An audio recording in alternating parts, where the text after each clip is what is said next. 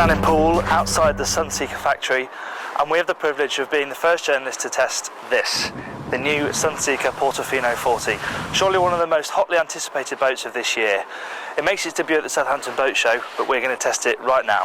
So let's jump on board and see what Sunseeker's latest boat is going to bring to the market. Okay, so we're up to cruising speed now. We're doing just under 3,000 RPM, and the boat's going along at 26.5 knots, and it feels very comfortable indeed. The view out is good, it's nice and quiet. This is in fact the smallest engine opposite the Volvo D4 330s, but it doesn't feel underpowered, and whatever you choose, you get stern drive, so it means that the handling is excellent, really nice and agile.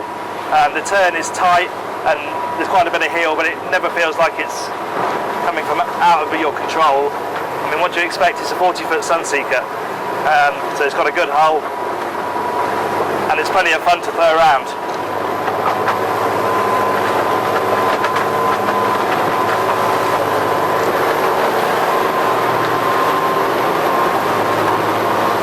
So in terms of helm layout, there's not too much that the helmsman is wanting for on this boat. As you can see, the position itself is really good, with the wheel nice and close to the throttles, so you can sit back in the chair and you don't have to overreach to use either of them.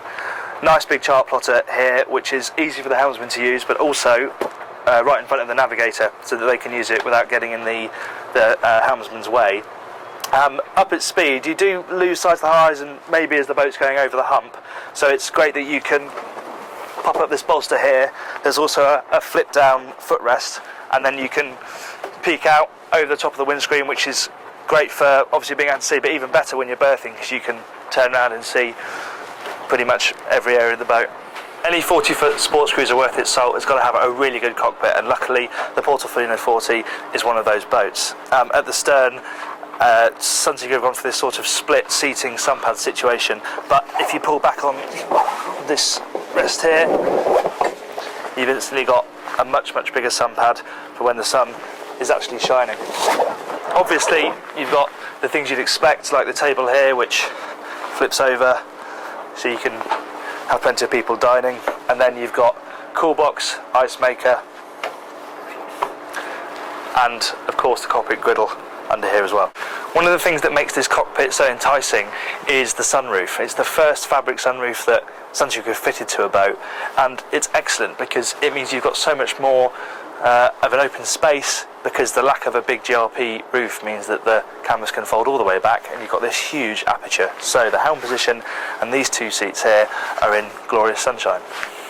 So this is a really nice bit of design that has actually been carried down from the Portofino 48, which is this excellent raised sort of passengers section. And it looks a little odd at first, but when you're sat like this, it's actually a really good, comfortable position to be sat in while you're going along.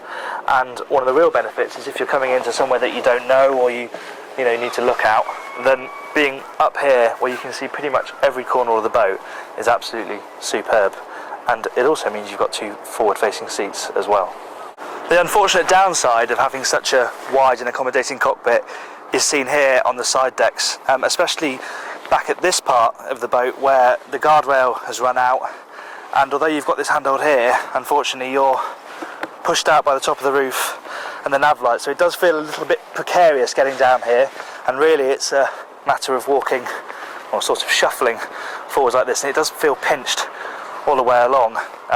Maybe a handrail up here and one a bit further back to help you up onto the side deck would make things feel that little bit more safe.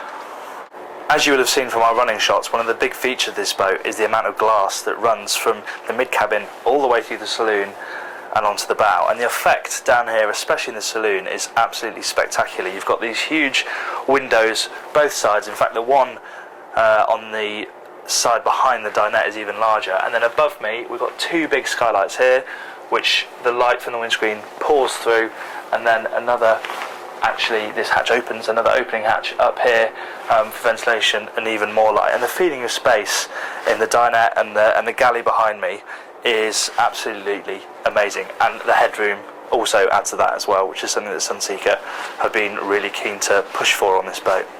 Light is also a huge feature of the forward cabin as well, with the oversized ports on either side, a hatch in the roof, and the really nice use of small LED spotlights as well, so that even at night there's plenty of light in the cabin. This has to be one of the best heads compartments on a boat of this size. Loads of storage, plenty of light from another oversized port, and a shower cubicle big enough that it would go happily on a 50-foot boat.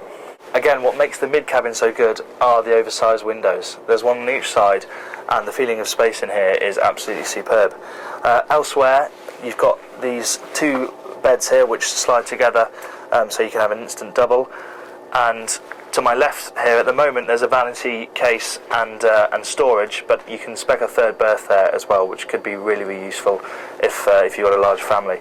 And again, general storage is good. Big cupboard here with a sliding drawer, and really, what more do you want from your mid-cabin?